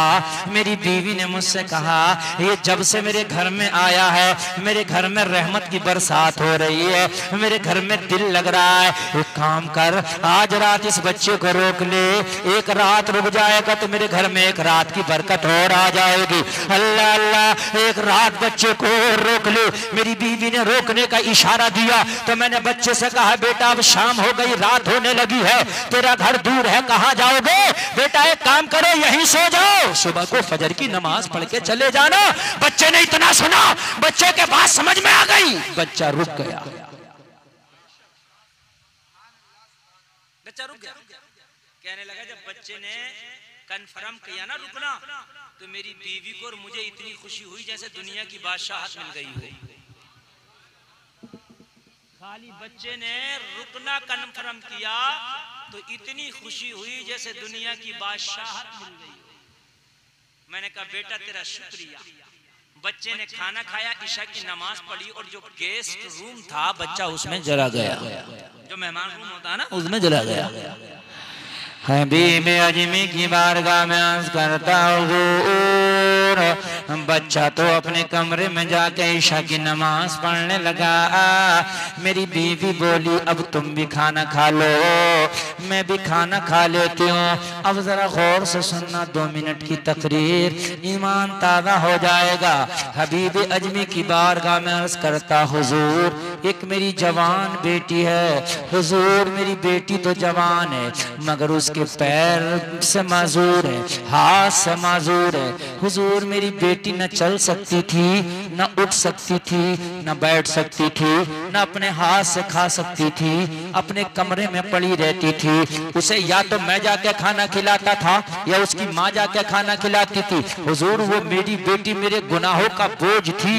अल्लाह अल्लाह, माँ बोली उसकी, मेरी बीवी बोली बेटी फाके से होगी, इंतजार कर रही होगी, वो उठ नहीं सकती, बैठ नहीं सकती, चल नहीं सकती, खा नहीं सकती। जाओ खाना पहले बेटी को कमरे में खिला के आओ। मेहमान तो अपने कमरे में चला गया, मेहमान तो अपने रूम में नमाज पढ़ने लगा। कहने लगा मेरी बीवी ने खाना निकाल के दिया, मैं कमरे में अपनी बेटी को खाना खिलाने गया। मेरी बेटी कह रही थी बाप क्या बात, आज मुझे भूल गया था, मैं कब से फाके से तेरा इंतजार कर रही हूँ। बाप ने जवाब दिया बेटी आज मेहमान इतना अच्छा आया है कि उस मेहमान के चक्कर में मैं सबको भूल गया था, अपने आप को भी भूल गया था, मैं तुझे भी भूल गया था। बेटी ने जवाब दिया। माशाअल्लाह हजरत आ गए हैं और माशाअल्लाह, और हजरत की तकरीर बंगला में आप सुनेंगे इंशाअल्लाह। हाँ, और बहुत अच्छा आप सुनने, आपने हक अदा कर दिया सुनने का। सुभान अल्लाह। अच्छा लग रहा कि नहीं लग रहा आपको? माशाअल्लाह, बहुत अच्छा लग रहा, वाकई मुझे भी बहुत अच्छा लग रहा। शुरू में मैक की कंडीशन देख के मुझे लग रहा था कि कैसे तकरीर होगी, मगर वाकई आप लोग तकरीर कराना जानते हैं। सरकार मुजाहिदे मिल्लत का फैजान आप पे झमाझम बरस रहा है। सुभान अल्लाह, ईमान ताज़ा हो जाएगा। जरा गौर करना जो मैं बोल रहा हूँ। कहने लगा मेरी बेटी बोली कि बाप आज खाना खिलाने में वाला लेट कर दिया। मैंने कहा बेटी क्या बताऊं, आज मेहमान लाजवाब आया, मैं तो खुद को भी भूल गया था मेहमान के चक्कर में। बेटी जब मेहमान कमरे में गया, जब खाना लाया, बेटी ने कहा कैसा मेहमान था? मैं बेटी को मेहमान के बारे में बताने लगा, नमाजी है, नेक है, मुत्तकी है, परहेजगार है, हलाल कमाता है, चेहरा लाजवाब है, उसका घराना लाजवाब है, उसकी माँ लाजवाब है, यतीम है, उम्र 12 साल की है, मगर खाता खून और पसीने की कमाई है। और मैं बेटी को अपने हाथ से खाना खिलाता जा रहा था, बताता जा रहा था। बेटी खाना खाती जा रही है। जब बेटी ने खाना खा लिया, बेटी फारिग हुई, मैंने हाथ धुलाया, हाथ धुला के बेटी को लिटा दिया, चादर उड़ा दिया, बेटी का दरवाजा लगा कर मैं अपने कमरे में आ गया। जरा गौर से सुनना, हबीब अजमी की बारगाह में अर्ज करता, हुजूर आधी रात आ गई, मैं अपने कमरे में सो रहा था, मेरा मेहमान अपने कमरे में था, मेरी बेटी अपने कमरे में थी। दिल के कानों से सुनना, ईमान के कानों से सुनना। आधी रात सारे बगदाद के लोग सो रहे थे, सन्नाटा छाया था। आधी रात में मेरे दरवाजे पे किसी ने दस्तक दी, दरवाजा खोल। आधी रात में मैं उठा, मेरे घर में कौन आ गया? मेरे घर का सदर दरवाजा बंद है, अंदर कौन आ गया? मैं उठा घबरा के, मैंने कहा कौन? दरवाजे से आवाज आई, बाप तेरी बेटी खड़ी है, दरवाजा खोल। यार जरा जोर से बोल दो, जरा जोर से बोल दो। अगर दिमाग की बत्ती ना जली हो तो दिमाग की बत्ती जला लो। यार बेटी ना चल सकती थी, ना उठ सकती थी, ना बैठ सकती थी, ना खा सकती थी, और बेटी कह रही है बाप दरवाजा खोल, बेटी खड़ी है। अरे बोलो दिमाग की बत्ती जली तो नहीं जली? हुजूर जब मैंने ये जुमला सुना, बेटी कह रही है कि खड़ी है, मैं हैरत में पड़ गया। या अल्लाह, आज तक मेरी बेटी उठ के नहीं बैठ सकती है, खड़ी कैसे है? आज तक एक कदम नहीं चल सकती है, खड़ी कैसे है? आज तक कमरे से नहीं निकली, मेरे दरवाजे पे कैसे है? कहने लगा हुजूर मैं घबरा गया, मेरी पेशानी पे पसीना आ गया, मैं जल्दी से घबरा के उठा। या अल्लाह, मेरी बेटी को मैं खड़ा होते देखने के लिए मेरी आंखें तरस गई थी, अपनी बेटी को ऐसा देखने के लिए मेरी आंखें तरस गई थी, ये जुमला सुनने के लिए मेरे कान तरस गए थे। अल्लाह अल्लाह जरा गौर करना। कहता है मैं जल्दी से बिस्तर से उठा, मैंने दरवाजा खोला, दरवाजा खोला तो मैंने आंखों में क्या देखा? मेरी बेटी अपने पैरों पे खड़ी है, बेटी का हाथ भी सलामत है, बेटी का पैर भी सलामत है। सलामत है, बेटी का हाथ भी सलामत है। वो लोगों जरा कंजूसी मत करना, कंजूसी मत करना। नारा स्टेज से नहीं, नारा मुझे मजमे से चाहिए। जरा गौर करना, हाथ भी सलामत है, पैर भी सलामत है। कहने लगा मैंने बढ़ के बेटी को कलेजे से लगा लिया। मैंने कहा बेटी, दुनिया के डॉक्टरों ने लाइलाज कर दिया था, दुनिया के हकीमों ने लाइलाज कर दिया था, दुनिया के तबीबों ने लाइलाज कर दिया था। अरे रात ही रात में कहां से शिफा मिल गई? तो कहने लगी बाप, जिस मेहमान का तू जिक्र करके गया था, जिस बच्चे का किस्सा बताते गया था, तू तो खाना खिला के चला गया, मगर उसके तसव्वुर में मुझे नींद न आई। मैं बिस्तर पे करवट लेती रही। मैं रात में उठी और उठ के मैंने हाथ उठाए, रब की बारगाह में दुआ की, या अल्लाह जो आज मेरा मेहमान बना है अगर वाकई नेक है तो उसके सदक़े में मुझे शिफा दे दे। इतना कहना था, अल्लाह ने मुझे शिफा दे दी। जब बाप ने इतना सुना तो बाप झूमता जा रहा था, ऐलान करता जा रहा था। जब उनके गदा भर देते हैं शान ज़माना की झोली, मोहताज का जब भी आलम है, मुख्तार का आलम क्या?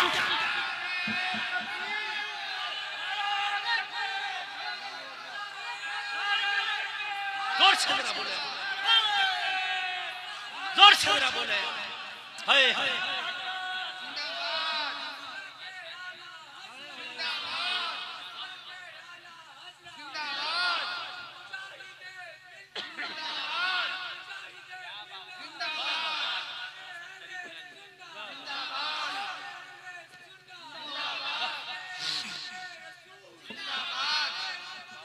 अल्लाह सलामत रखे आपको, अल्लाह सलामत रखे।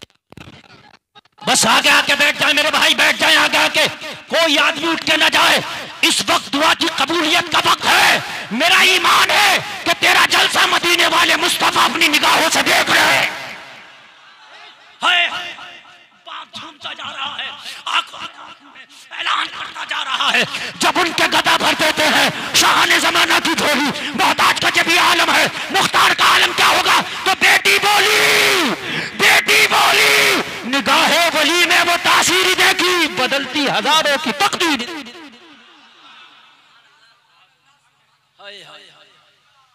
किस्मत बदल गई, मेहमान क्या आया, किस्मत बदल गई। हाय हाय हबीब अजमी की बारगाह में अर्ज करता, मैंने बेटी का हाथ पकड़ा। मैं बोला चल उस मेहमान का शुक्रिया तो अदा कर दे।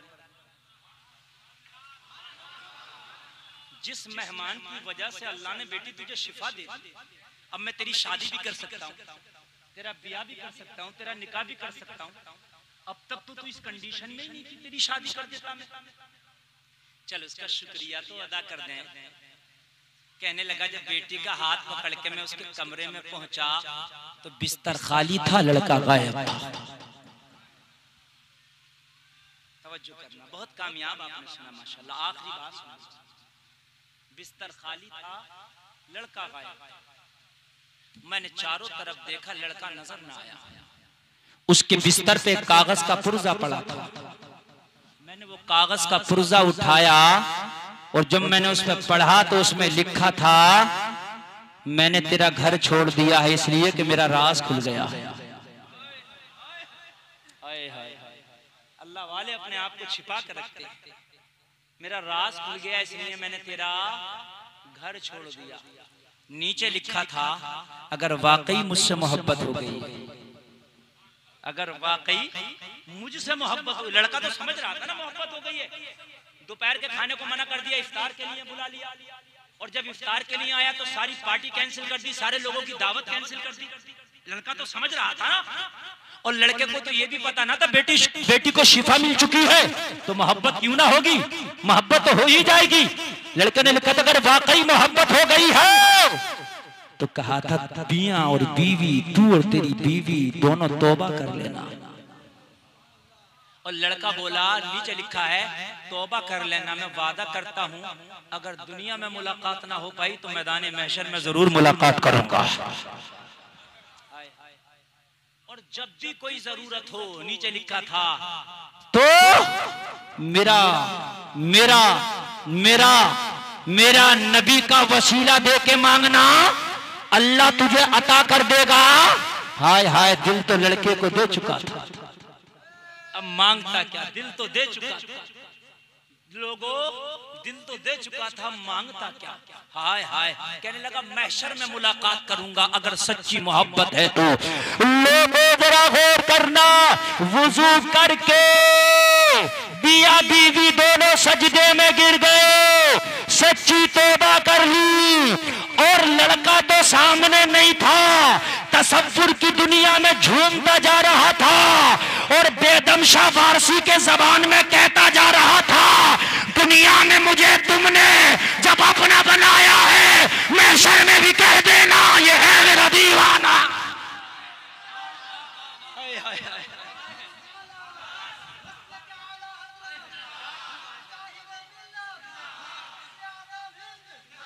हाय हाय हाय, हाय हाय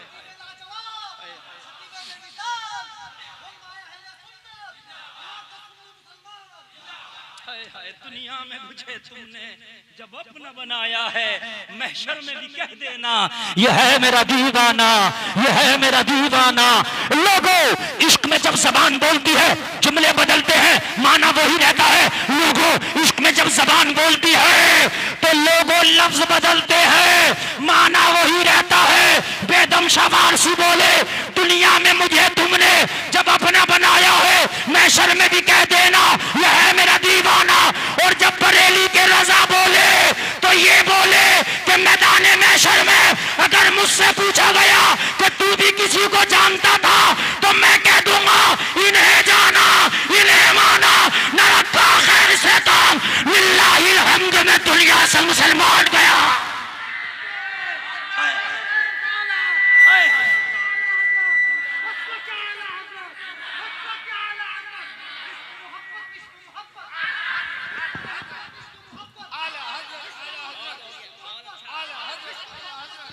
गौर से इधर आया,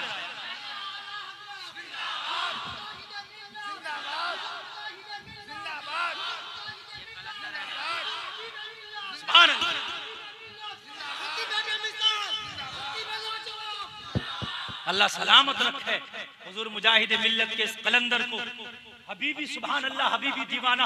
अरे लग नहीं रहा, ऐसा लग रहा जैसे रात का जलसा शुरू। हाय हाय हाय, अल्लाह अल्लाह, जरा गौर करो, इश्क में जब ज़बानें बोलती हैं जुमले बदलते हैं, माना वही रहते हैं।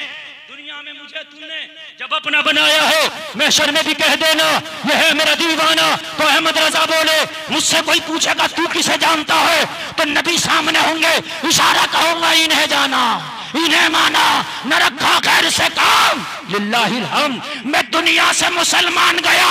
और जब डॉक्टर इकबाल बोले तो ये बोले, अगर मुझसे पूछा तो इकबाल तू क्या अकीदा लाया है, तो इकबाल बोला मैं ये कहूंगा, मैं तो यही कहता था कि मोहम्मद से वफा, तूने तो हम तेरे हैं, ये जहां चीज है क्या लोहो कलम।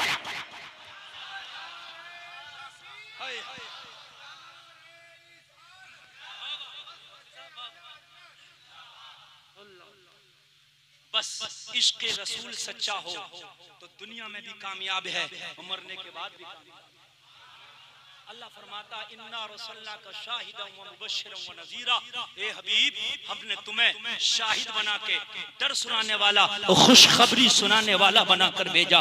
ओ लोगों, नबी का इश्क सच्चा है, तेरा ईमान कामिल है। नबी का इश्क सच्चा है, तेरी दुआ कामिल है। नबी का इश्क सच्चा है, जिंदगी कामयाब है। नबी का इश्क सच्चा है, बंदगी कामयाब है।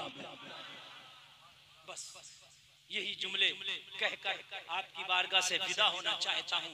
लोगों, अपने बच्चों को घुट्टियों में नबी का इश्क खिला, है ना, ताकि कभी जवान हो, कहीं तुमसे दूर भी चले जाएं तो कभी बदअकीदा ना, उनकी घुट्टियों में नबी का इश्क खिला दो। अल्लाह ताला नबी का सच्चा इश्क करने की हमें तौफीक अता फरमाए। कहने सुनने में कोई खता हुई तौबा करता हूँ, मौला माफ फरमाए। कलमा शरीफ पढ़े एक बार मिलके, ला इलाहा इल्लल्लाह मुहम्मदुर रसूलुल्लाह, इस्लाम जिंदाबाद, वमा अलैना इल्लल बलाग।